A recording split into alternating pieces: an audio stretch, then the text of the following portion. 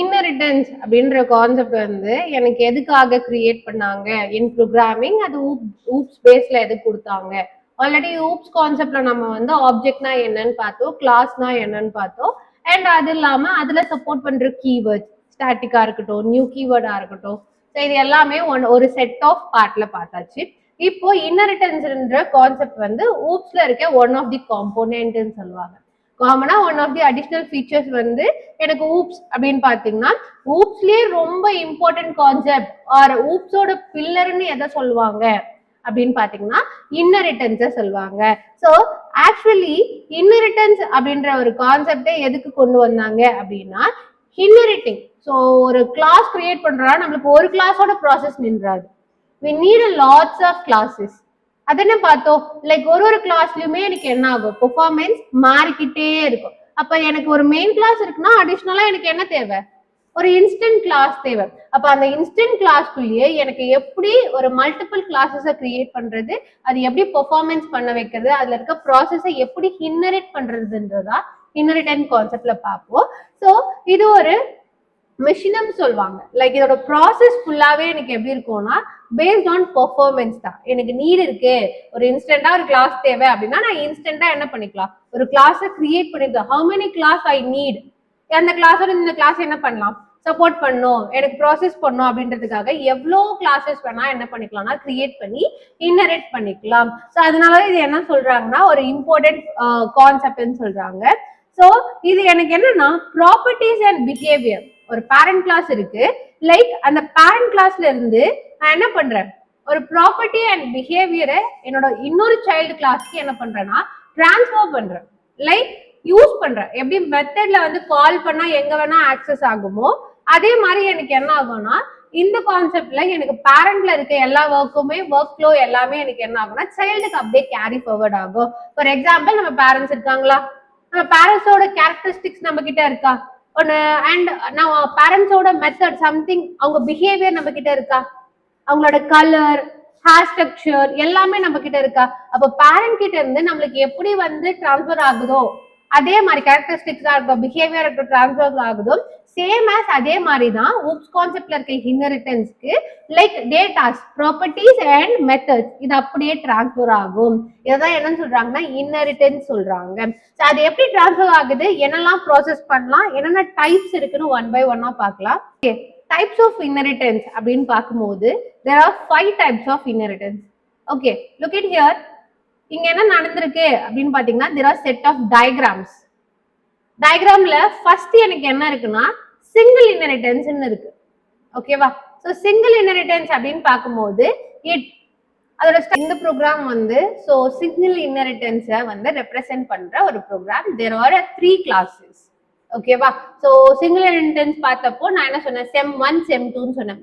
Single inheritance சொல்லிட்டு ஒரு கிளாஸை பத்தி சொன்னோம்னா no, it is a file name. நீங்க கிரியேட் பண்றதே சிங்கிள் இன்ஹெரிட்டன்ஸ் அப்படின்னு சொல்லிட்டு இப்படிதான் கிரியேட் பண்ணோம். So I creating my main method. So public static void main string arguments of அரேன்னு நான் கொடுத்துட்டேன்.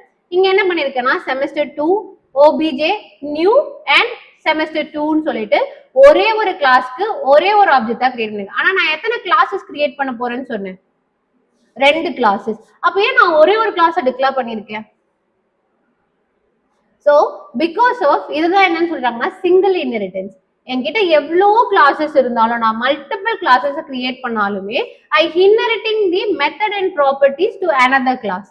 அதோட இன்ஹெரிட் ஆயிடுச்சுன்னா நான் ஏன் வந்து நிறைய ஆப்ஜெக்ட்ஸ் கிரியேட் பண்ணும், ஒன்லி ஒன் இன்ஹெரிட் ஆன ஒரே ஒரு கிளாஸ் வச்சு நான் என்ன பண்ணிக்கலாம், என்னோட ஆப்ஜெக்ட்ஸை கிரியேட் பண்ணிக்கலாம்ன்ற கான்செப்ட் தான்.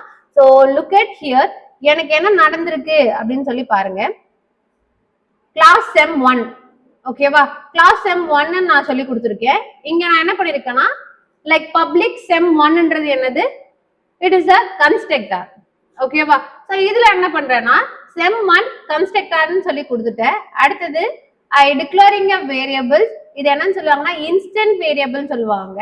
பிகாஸ் இந்த வேரியபிளோட வேல்யூ வந்து நான் என்ன பண்றேன், இப்பதான் எனக்கு தேவைன்னும் போது என்ன பண்ணிக்கிறேன், என்னோட இன்ஸ்டன்ட் ஆஃப் கிளாஸ்ல கிரியேட் பண்றதுனால இன்ஸ்டன்ட் ஆஃப் வேரியபிள்னு சொல்றாங்க. ஸோ இன்ட் மேத் சி சிபிபின்னு சொல்லிட்டு என்ன பண்ணியாச்சு, 3 வேரியபிள் கிரியேட் ஆச்சு. அண்ட் நான் இங்க என்ன பண்றேன்னா ஒரு மெத்தடை கிரியேட் பண்றேன். Method is input. there are 3 input. நான் அசைன் பண்ண எல்லா வேரியபிளுக்கும் என்ன பண்றேன், வேல்யூவை ஒரு மெத்தட்குள்ள இன்சர்ட் பண்றேன். எனக்கு என்னோட மெத்தட் நேம் வந்து இன்புட். ஓகேவா? Here I'll be math equal to 50, c equal to 60 and cpp வந்து 17 சொல்லிட்டேன். and down இங்க என்ன பண்ணிருக்கேன்னா I create another method. இந்த மெத்தட் எல்லாத்தையும் என்ன சொல்லுவாங்கன்னா user defined method சொல்லுவாங்க. so already பார்த்திருப்போம், like user should want to create a method னா create பண்ணிக்கிட்டே போலாம். ஓகேவா? so output அப்படின்ற ஒரு மெத்தட் கிரியேட் பண்ணி just I printing the data. the data is the mathematics, marks in mathematics, marks in C language, mark in CPP. எல்லாத்தோட வேரியபிளையும் கால் பண்ணிட்டு என்ன பண்றேன், இந்த பார்ட்டை பிரிண்ட் பண்ண சொல்றேன். and I close everything and I create another class. it is called as a sem2. இங்க நான் ஒரு keyword யூஸ் பண்ணிருக்கேன். it is very important keyword in inheritance. it is called as a extend. so என்னோட previous classல இருந்து என்னோட method and properties நான் carry forward பண்ணி என்னோட சைல்டு கிளாஸ்க்கு கொடுக்கணும்னா நான் யூஸ் பண்ற கீவேர்டு என்னன்னா எக்ஸ்டெண்ட் என்ற கீவேர்டை கொடுப்பேன். ஸோ ஹியர் எக்ஸ்டெண்ட் அப்படின்னு பாத்தீங்கன்னா எனக்கு டேட்டா என்ன ஆகும்னா அங்கிருந்து எக்ஸ்டெண்ட் ஆகும். நான் முன்னாடி கொடுத்த மெத்தட் அண்ட் ப்ராப்பர்ட்டிஸ் எக்ஸ்டெண்ட் ஆகி இட் வில் பி ஹோல்டட். இதுல அப்ளை ஆகுமான்னு கேட்டீங்கன்னா இல்ல, இது ஹோல்டுல இருக்கும். லைக் நம்ம ஆப்ஜெக்ட் கிரியேட் பண்ணும்போது அதுவும் சேர்ந்து என்ன ஆகும், பிரிண்ட் ஆகும். இதுதான் கான்செப்ட். Look at here. இந்த கிளாஸ்ல நான் என்ன பண்றேன்னா மூணு இன்ஸ்டன்ட் வேரியபிள கிரியேட் பண்றேன். லைக் தேர் இங்க என்னன்னா ஜாவா, டிபிஎம்எஸ், இங்கிலீஷ், ஓகேவா, இஎன்ஜி. இதுல என்ன பண்றேன், கன்ஸ்ட்ரக்டர் கிரியேட் பண்றேன். கன்ஸ்ட்ரக்டர் எப்படி நான் கண்டுபிடிச்சேன்னா same name as a class name கன்ஸ்ட்ரக்டர்னு சொல்லி sem2 கன்ஸ்ட்ரக்டர்னு கொடுத்தாச்சு. இங்க இன்புட் 2 அப்படின்ற ஒரு மெத்தடை கிரியேட் பண்றேன். மெத்தட் சொல்லலாம், மெம்பர் ஃபங்க்ஷன் சொல்லலாம், ஆக்ஷன் சொல்லலாம், ஃபங்க்ஷன் சொல்லலாம், whatever we need. So இந்த மெம்பர் ஃபங்க்ஷன்ல நான் வேல்யூவை என்ன பண்றேன், இன்புட்டா கொடுக்குறேன். Java equal to 55, PMS is 88, English 65 கொடுத்துட்டேன். அண்ட் அவுட்புட் 2ன்னு சொல்லி கொடுத்துருக்கேன். அனதர் மெத்தடை கிரியேட் பண்ணிருக்கேன். ரிசல்ட் sem2 ஓட ரிசல்ட் என்னன்னா ஜாவாவோட மார்க் என்ன பிரிண்ட் பண்ணு, டிபிஎம்எஸ் ஓட மார்க் என்னன்னு பிரிண்ட் பண்ணு, இங்கிலீஷோட மார்க் என்னன்னு பிரிண்ட் பண்ணு. இஃப் யூ நீட் உங்களுக்கு வந்து இன்புட் கொடுக்கறது வந்து ரன் டைம்ல வாங்கணும்னாலும் இஃப் யூ நீட்னா வாங்கிக்கலாம், இல்ல இங்கேயும் அசைன் பண்றதுனால அசைன் பண்ணிக்கலாம். That is your wish. Already run டைம்ல இன்புட் வாங்குறதுக்காக ஒரு லைப்ரரி பார்த்தோம். லைக் யூட்டில்ன்ற பேக்கேஜ்க்குள்ள ஒரு கிளாஸ் பார்த்தோம். ஸ்கேனர்ன்ற கிளாஸ்ல என்ன பண்றேன், ரன் டைம்ல இன்புட் அந்த மாதிரி ஃபார்மேட் யூஸ் பண்ணியும் என்ன பண்ணிக்கலாம், நம்ம இந்த ப்ராசஸ் கண்டினியூ பண்ணிக்கலாம். ஓகேவா?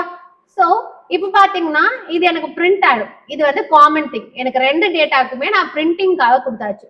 இப்போ ஆப்ஜெக்ட் கிரியேட் பண்ணாதானே இது எல்லாமே எனக்கு ஒர்க் ஆகும். லைக் நார்மலா ஒரு மெயின் கிளாஸ் கிரியேட் பண்ணீங்கன்னா அதுக்குள்ள என்ன பிரிண்டிங் ஸ்டேட்மெண்ட் கொடுத்தாலும் இட் வில் பி பிரிண்ட். ஆனா எனக்கு இன்ஸ்டன்ட் கிளாஸஸ் கிரியேட் பண்ணும்போது டெஃபினட்டா எனக்கு என்ன நீட் இருக்கும், ஆப்ஜெக்ட்ஸ் கிரியேட் பண்ற நீட் இருக்கும். ஸோ அதுதான் நான் என்ன பண்ணிருக்கேன்னா மெயின் மெத்தட்ல கிரியேட் பண்ணிருக்கேன். இங்க என்ன பண்ணிருக்கேன்னா ஒரே ஒரு கிளாஸை கூப்பிட்டுருக்கேன். என்னன்னு கூப்பிட்டுருக்கேன்னா sem2ன்னு கொடுத்துருக்கேன். ஏன் கொடுத்துருக்கேன் அப்படின்னு பாத்தீங்கன்னா எக்ஸ்டெண்ட் கீவேர்ட் வச்சு sem1ஓட மெத்தட் அண்ட் ப்ராப்பர்ட்டிஸை வாங்கி ஹோல்ட் பண்ணி வச்சிருக்கேன். ஸோ இப்போ என்ன பண்றேன்னா sem2 objன்ற ஒரு ஆப்ஜெக்டை கிரியேட் பண்ணிட்டு நியூ கீவேர்ட் வச்சு மெமரியில அலோகேஷன் பண்றேன்.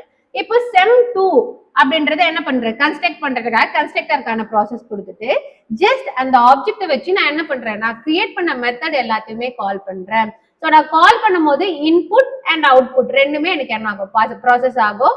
obj அப்படின்ற ஒரே ஆப்ஜெக்டை வச்சு இன்புட் 2, அவுட்புட் 2ன்ற 4 மெத்தட்ஸையும் கால் பண்ணிட்டு ஐ எக்ஸிக்யூட் திஸ் ப்ரோக்ராம் அப்படின்னு பாத்தீங்கன்னா எனக்கு அவுட்புட்டா என்ன பிரிண்ட் ஆகும்னு பாருங்க. Like I got the output in both class 1ல இருந்து எனக்கு sem1ல இருந்து லைக் பேரண்ட் sem1ல இருந்தும் அவுட்புட் பிரிண்ட் ஆயிருக்கு. அண்ட் சைல்டு sem2ல இருந்தும் எனக்கு என்ன ஆகுது, அவுட்புட் பிரிண்ட் ஆகுது with using only one object. So இதுதான் என்னன்னு சொல்றாங்கன்னா சிங்கிள் இன்ஹெரிட்டன்ஸ் சொல்றாங்க. It inheriting a data through a parent class.